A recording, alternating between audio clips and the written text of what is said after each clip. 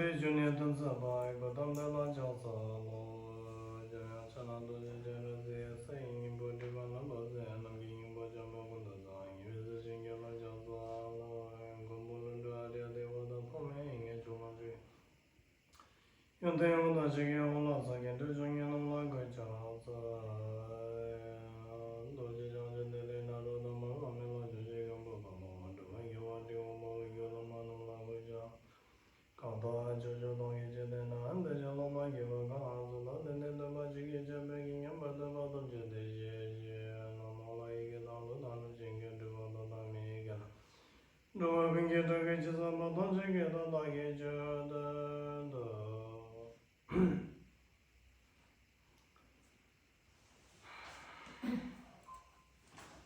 So, the topic of this session, this teaching today is about the Guru Yoga practice. So yesterday and day before we have completed the mandala practice and the Vajrasattva practice. So in the Vajrasattva practice we purify oneself by visualizing Vajrasattva and also by using the four kind of power so that we can purify our past karmic debt. And then we move to practice mandala practice to accumulate a lot of merits within a short time so that we can walk on a path without having any kind of obstacles. Because of this merit accumulations, then that we can walk on a path very safely. Cái chủ đề ngày hôm nay chúng ta sẽ học về cái pháp thực hành đạo sư du già. Ngày hôm qua và ngày hôm kia thì chúng ta đã hoàn thành cái việc học cái pháp tu sám hối Đức Kim Cang Tế Bà và cúng dường Mạn Đà La. Ở trong cái việc thực hành pháp tu sám hối Đức Kim Cang Tế Bà thì chúng ta tịnh hóa cho chúng ta quán tưởng và chúng ta sử dụng 4 cái lực gia trì để mà tịnh hóa các cái món nợ nghiệp của chúng ta trong quá khứ. Sau đó thì chúng ta chuyển sang cúng dường Mạn Đà La. Đây là một cái phương pháp để chúng ta tích lũy công đức trong một thời gian rất là ngắn và để chúng ta bước đi trên cái con đường đạo lộ được một cách hanh thông thuận lợi. Nhờ có cái công đức đó mà chúng ta đã tích lũy được thì chúng ta sẽ đi trên con đường đạo lộ một cách an toàn và nhanh chóng. So today the practice is about the Guru Yoga practice, which is the last practice of this Ngondro preliminary path practice. Như vậy là ngày hôm nay thì chúng ta sẽ học cái phần đạo sư du già là cái phần cuối cùng ở trong cái phần ghi quỹ pháp tu tiền hành, pháp tu sơ khởi Ngondro. So Guru Yoga practice means in Tibetan we call it Ngondro, to practice on Guru, your own spiritual master.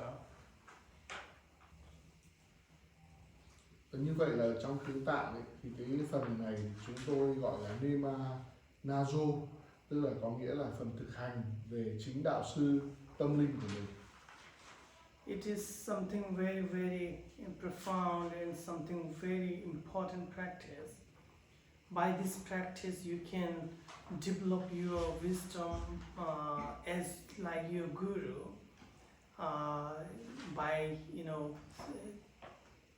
by practice and having strong devotion towards the quality of the guru's the quality that he has, such as like a wisdom of the truth, and as well as the loving kindness, compassion. So by to union with this kind of qualities, one should practice the Guru Yoga.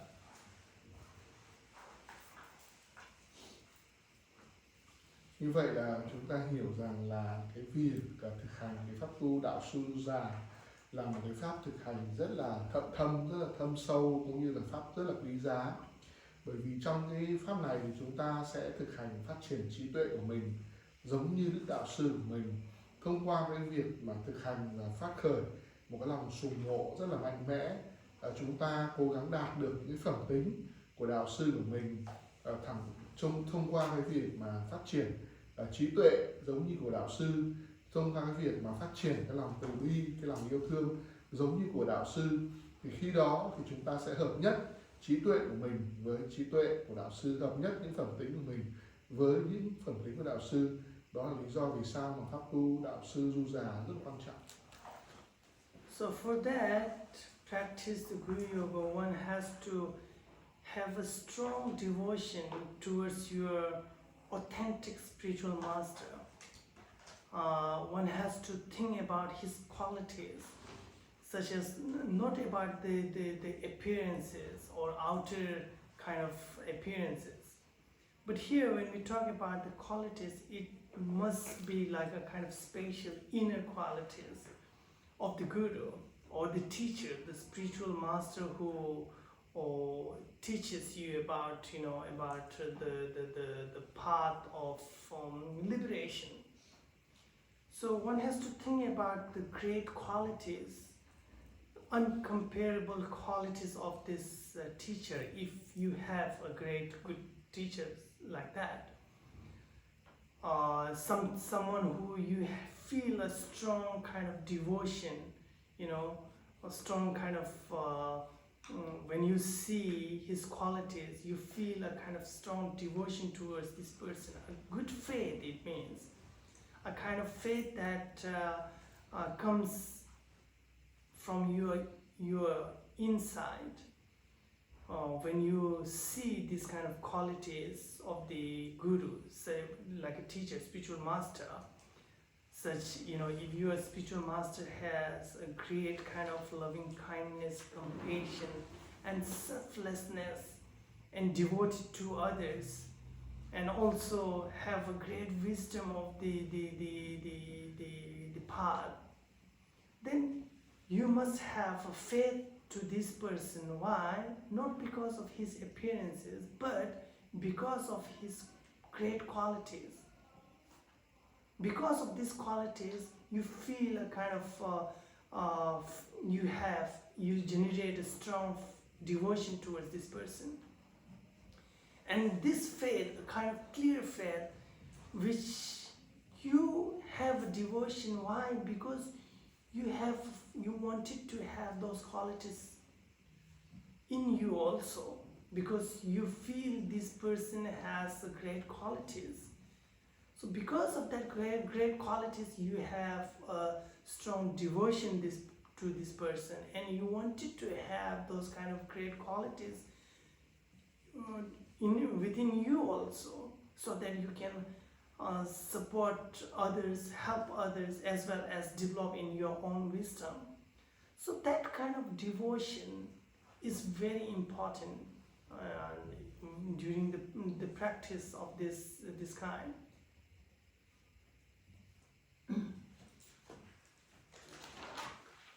Khi mà chúng ta phát triển cái việc thực hành Đạo Sư Du Già, thì chúng ta cần phải có một cái lòng sùng ngộ đối với bậc đạo sư tâm linh chân chính của mình, hay còn gọi là bậc chân sư của mình. Chúng ta hay nghĩ đến những cái phẩm giá, phẩm tính của vị đạo sư của mình.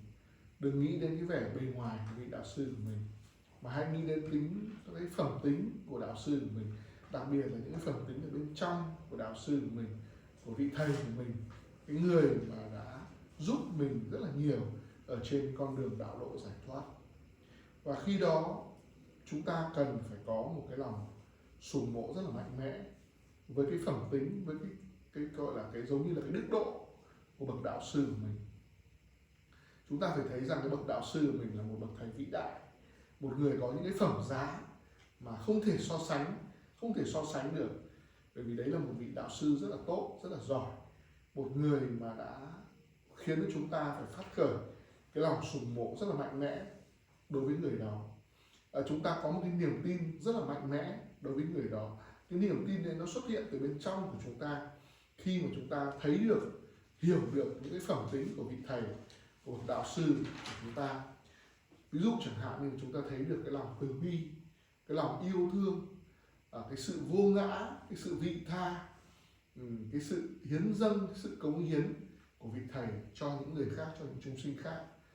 Chúng ta thấy được rằng cái trí tuệ của thầy của trên con đường đạo lộ, con đường giải thoát, chúng ta thấy bậc thầy của mình thực sự rất là vĩ đại, rất là cao quý, và không phải vì cái bề ngoài của bậc đạo sư mà chúng ta chỉ thấy được những cái đặc tính, cái đặc điểm rất là tốt đẹp bên trong của đạo sư đó.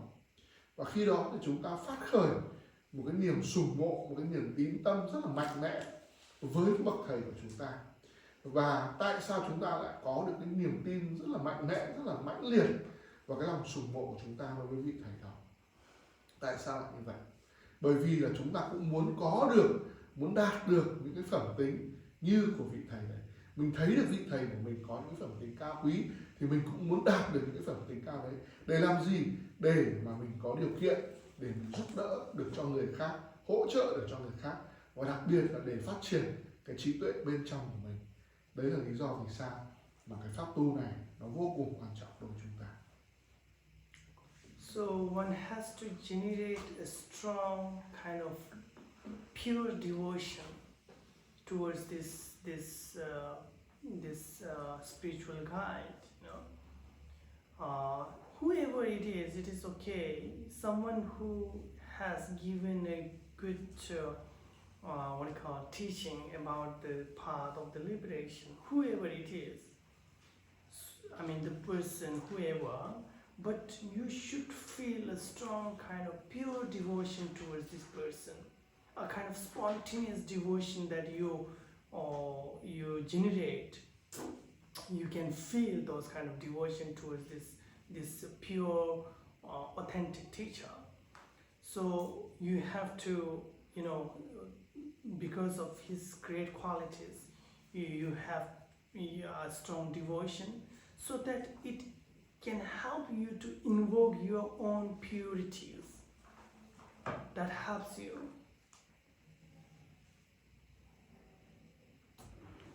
Khi mà chúng ta phát khởi một cái lòng sùng mộ mãnh liệt đối với bậc thầy tâm linh của mình, vị đạo sư hay là người hướng đạo của mình, dù đấy là ai đi nữa, có thể là một người giúp cho chúng ta, dạy cho chúng ta một cái bài học nào đó ở trên cái con đường đạo lộ giải thoát, thì chúng ta cần phải có được một cái niềm tin rất là thanh tịnh, một cái lòng tín tâm, một cái lòng sùng mộ rất là thanh tịnh đối với bậc thầy đó.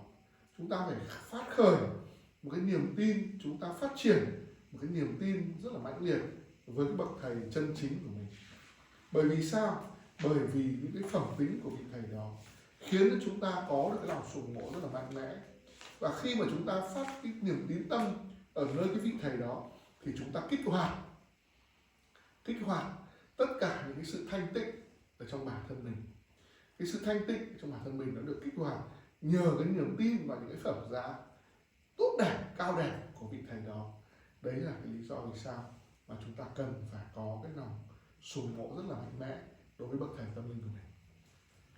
And then you have to visualize, you are practicing now, you are on the cushion, you are sitting properly there, and you're practicing now, you're visualizing those, one has to visualize your certain things as it says in this text here.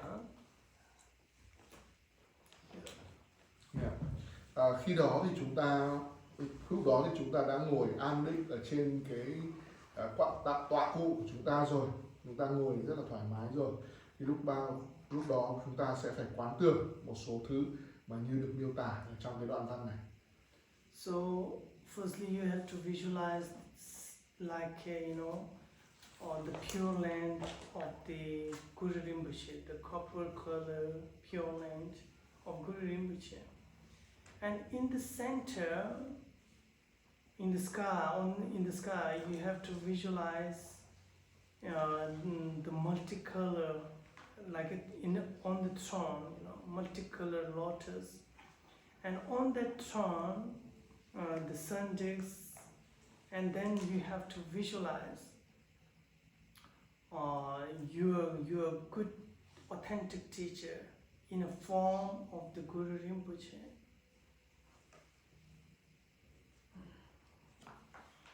Khi đó thì chúng ta sẽ phải quán tưởng cái cõi tịnh độ và đồng đỏ, màu đồng đỏ, cõi tịnh độ màu đồng đỏ của Đức Đạo Sư Liên Hoa Sinh.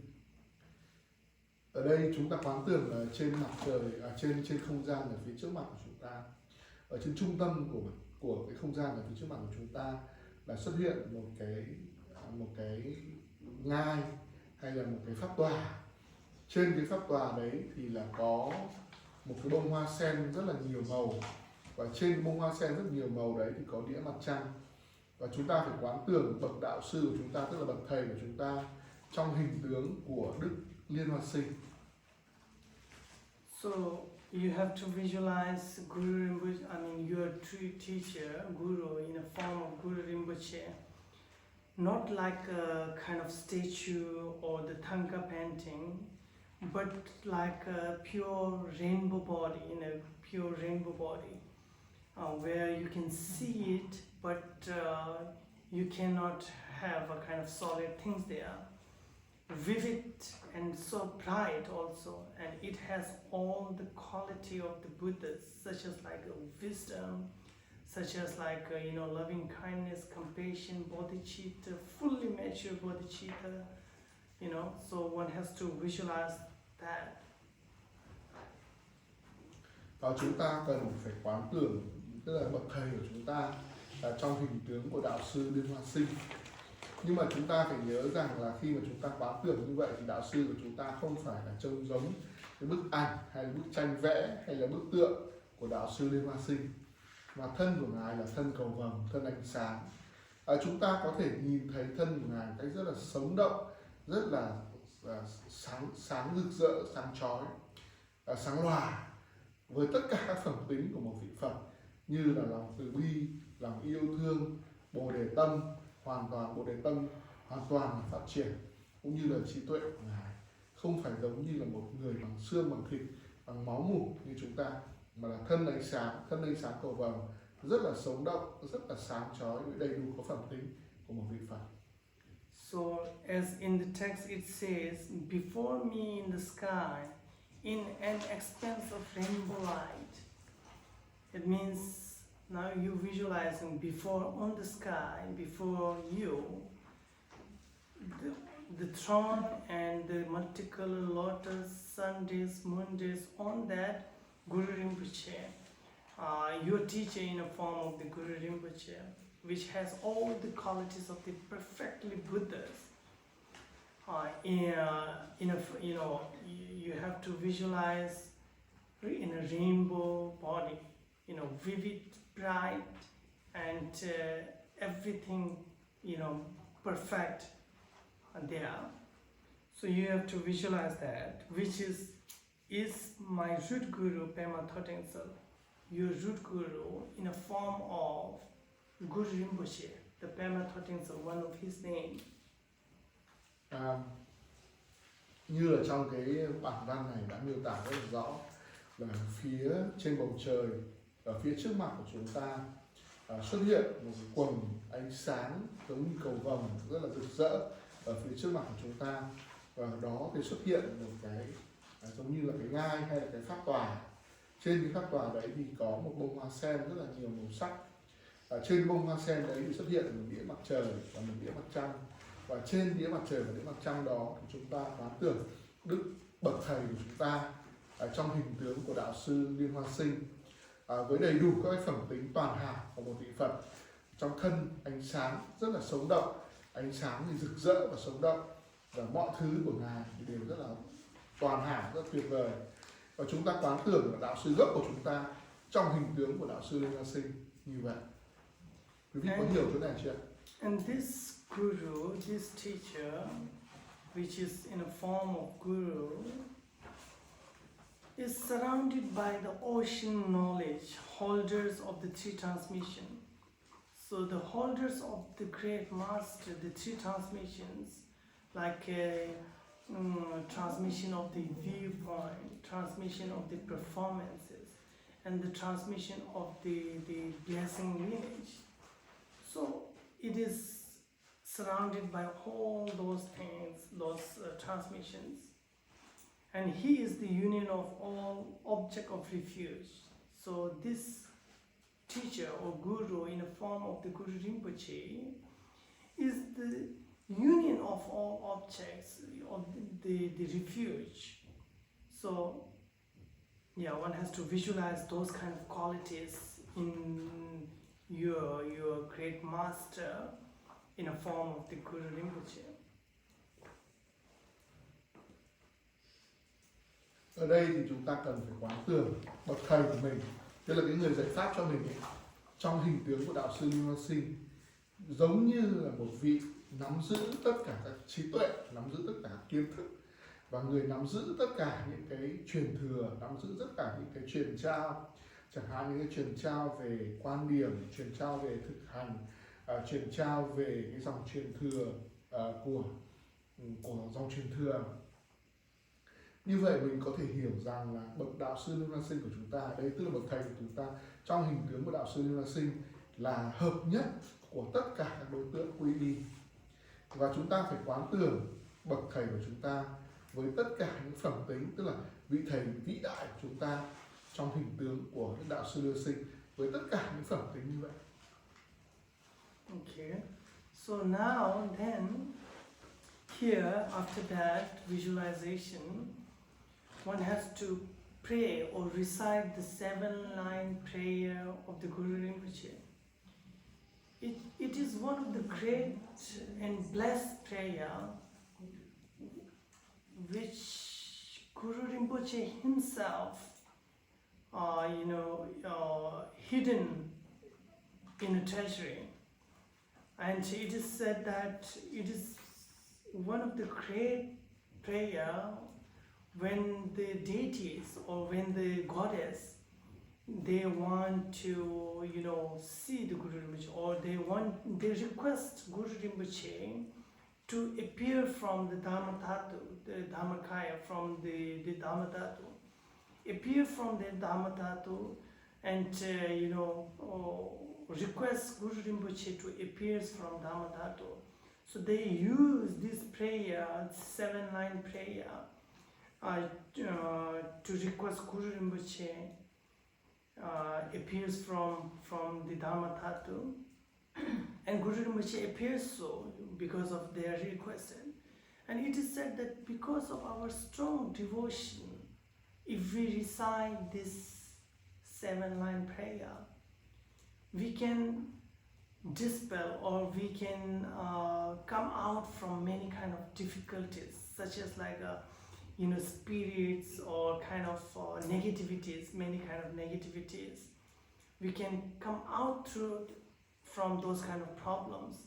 Sometimes if we really, with our strong devotion, if we recite this 7-line prayer, it really helps you to have a much more energy, positive energy, so that you can engage in a very, very good action.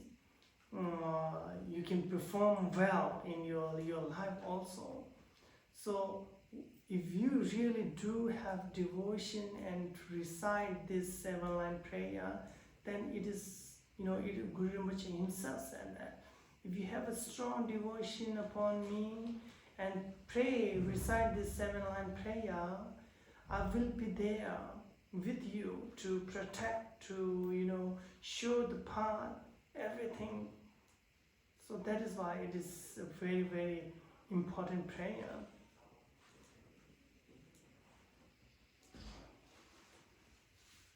Sau khi mà chúng ta quán tưởng Đức Đạo Sư của chúng ta trong thân tướng của Đức Liên Hoa Sinh như vậy, thì chúng ta sẽ phải tụng cái bài kệ 7 dòng cầu nguyện đến Đức Liên Hoa Sinh. Đây là một trong những bài kệ, bài cầu nguyện vĩ đại nhất và có cái sức gia trì mạnh mẽ nhất mà chính bản thân Đức Liên Hoa Sinh đã là người ẩn giấu những cái lời cầu nguyện này trong các cái kho tàng.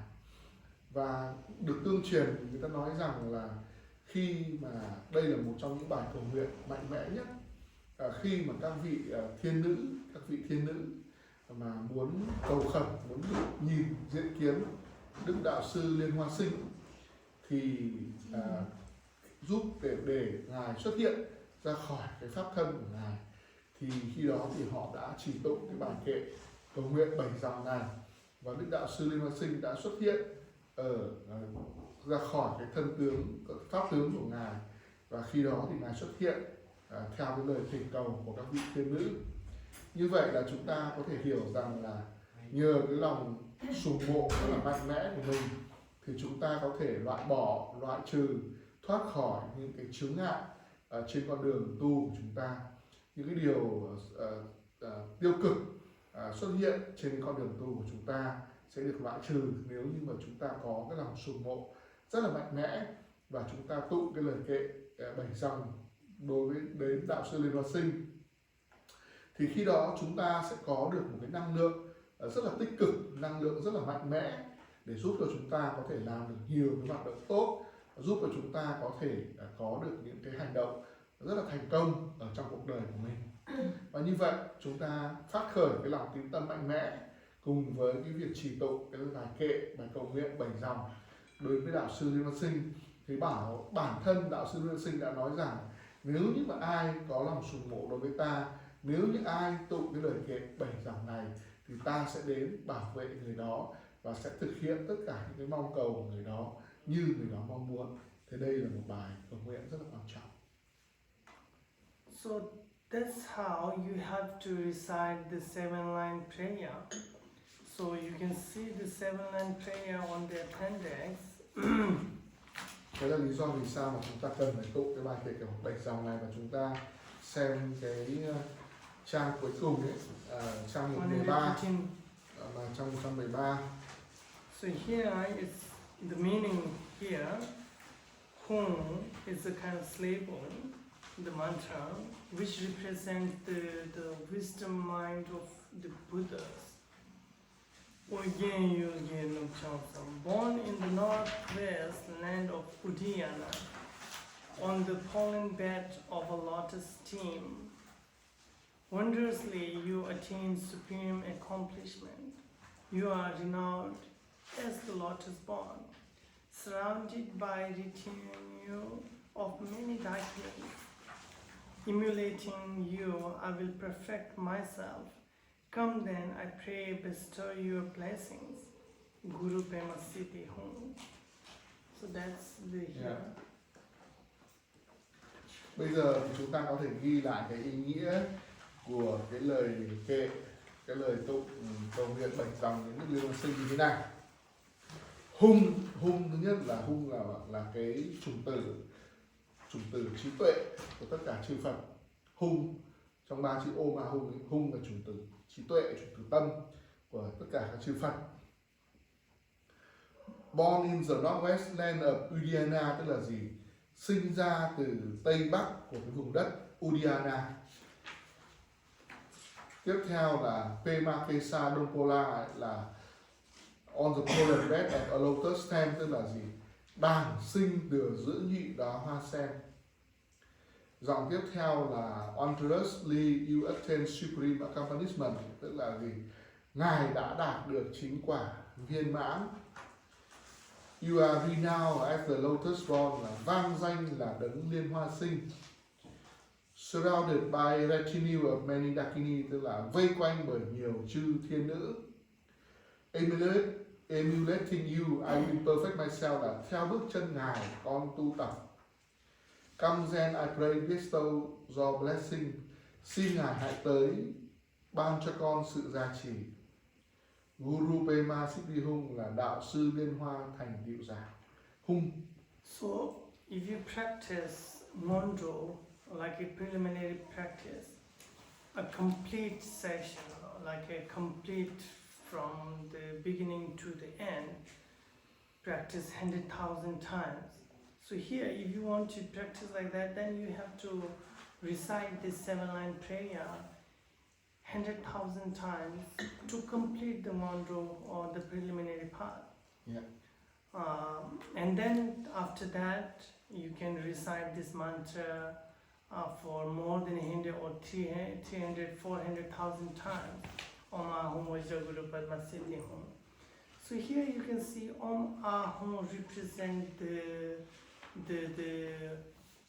body, speech and mind of the Guru Rinpoche's wisdom. All the Buddhas. It also represents the body, speech and mind of all the Buddhas. Here it represents the Guru Rinpoche's body, speech and mind. Vajra means unchanging nature wisdom of Guru Rinpoche, which is like unchangeable. And Guru means a teacher, someone who knows the path perfectly and shows others perfectly this path. Practice it and liberate oneself, those kind of Guru. Prema means lotus, and Siddhi means his accomplishments, the great accomplishments of Guru Rinpoche, like ordinary and extraordinary kind of accomplishment, mundane and super mundane kind of accomplishment. And whom here is, we are requesting him to bestow a kind of blessing so that we can develop in our wisdom. Bây giờ thầy giải thích cái ý nghĩa của câu chú của Đức Đạo Sư Liên Hoa Sinh. Om Ahum Vajra Guru Prema Siddhi Hum. Ba cái nguyên âm đầu tiên là Om Ahum, chính là tượng trưng cho thân, khẩu và ý của Đức Đạo Sư Liên Hoa Sinh. Hay nói cách khác là Om Ahum chính là tượng trưng cho thân, khẩu và ý của tất cả chư Phật. Tiếp theo đến từ Vajra. Vajra có nghĩa là kim cương, tức là sự không thể thay đổi, không thể tàn phá, không thể hủy hoại.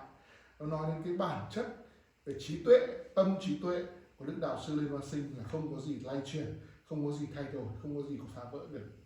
Tiếp theo là Guru. Guru có nghĩa là đạo sư, có nghĩa là bậc thầy, có nghĩa là thầy giáo, người mà đã hiểu cái con đường, cái đạo lộ một cách toàn hảo đấy, tuyệt hảo, người mà đã thực hành con đường đạo lộ đó. Pema có nghĩa là hoa sen liên hoa đấy. Siddhi có nghĩa là thành tựu giả. Siddhi có nghĩa là thành tựu, tức là những cái kết quả đạt được rất là vĩ đại của bậc đạo sư Liên Hoa Sinh. Ở đây là những cái thành tựu cả về mặt thế gian cũng như là xuất thế gian, những cái thành tựu thông thường, thành tựu phi thường. Hung tức là cái lời thỉnh cầu Đức Đạo Sư Liên Hoa Sinh hãy ban cho con tất cả những sự gia trì để con cũng có thể phát triển được cái trí tuệ giống như Ngài. So at the end of the session, when you feel you have to now go somewhere because of the time, at the end of the session, then that you have to visualize Om Ahum, from the body, speech and mind of the Guru Rinpoche. It emanates a kind of light, multicolor light, and it touches you, so that you are fully blessed by Guru Rinpoche's wisdom, body, speech and mind. And when it touches you, you become so pure. Your body, speech and mind are so pure. And visualize that Guru Rinpoche's wisdom is, because of the blessing of Guru Rinpoche, your wisdom become one with the Guru Rinpoche's. And remain on this state, and then dissolve all those things into light, and then empty nature, the emptiness of all phenomena. It dissolves into sky-like emptiness, and remain in this nature for a while, which is the ultimate nature of all phenomena. The wisdom, the real wisdom of the all Buddhas. So you have to remain on that for a few seconds or a few minutes.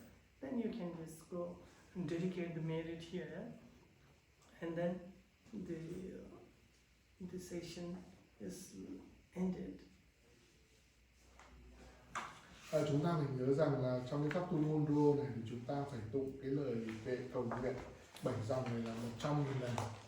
Sau khi chúng ta thực hành 100.000 lần cái lời kệ 7 dòng này thì chúng ta tụng cái chú của Đức Liên Hoa Sinh Om Hum Vasa Guru Pema Siddhi Hum là khoảng độ 300, 400, 500, 600.000 lần tùy theo chúng ta có điều kiện của chúng ta tụng.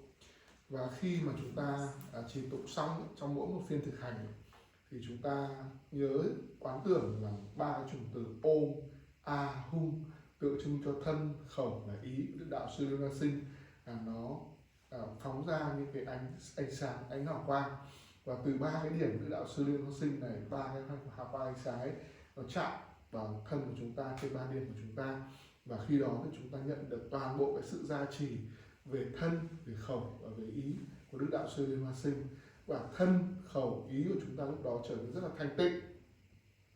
Chúng ta quán tưởng rằng là vì cái sự sùng mộ của chúng ta, vì cái sự cầu nguyện của chúng ta mà bản thân chúng ta đã được Ngài gia trì cả thân, cả khẩu và cả ý của mình. Và khi đó thì chúng ta ngồi tĩnh tại trong cái khoảnh khắc đó một vài thời gian.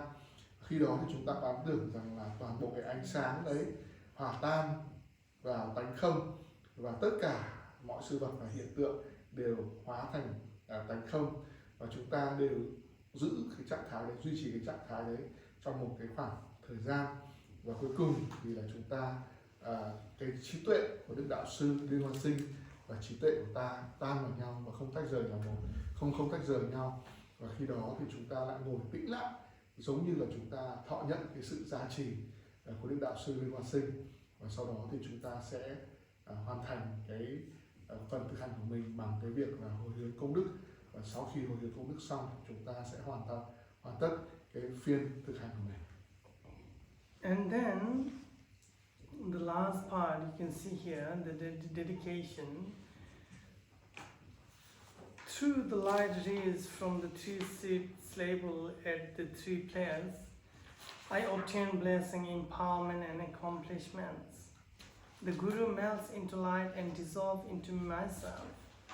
Inseparable from him, rest in simplicity. So in here, through the light rays from where? From Guru Rinpoche, in a form, from your teacher, your root teacher, in a form of Guru Rinpoche that you visualize.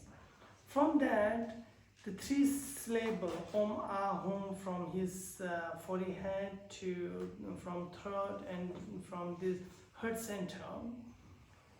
From this 3 syllables, right, the light rays from those syllables, I obtain. So because of this light rays from the 3 syllables, I obtain empowerment, blessings from Guru Rinpoche, and empowerment from Guru Rinpoche, and accomplishments from Guru Rinpoche. And then Guru melts into light. Then the Guru that you visualize, it melts into light and dissolves into myself. It dissolves into you. Firstly you get all this blessing and dissolve into Guru, dissolve into light, and melts into light and dissolve into myself. You, it means the practitioner who practice it. And inseparable, your mind become inseparable from your Guru, wisdom of the Guru Rinpoche. Inseparable from him, rest in simplicity, rest in this nature of the emptiness, like a sky, So one has to rest in this simplicity like a few seconds or few minutes. So that is how you completed this session, ended it. Yeah. Chúng ta giờ trang 100 này. Ở trang 100 tức là cái phần mà chúng ta kết thúc cái phần mà thực hành Đức Đạo Sư Liên Hoa Sinh ấy. Cái phần trang 100, cái phần cuối nghe sum trum sum o ki ấy. Thông qua cái ánh sáng, cái giải ánh sáng là đến từ 3 cái chủng tử ở 3 cái nơi.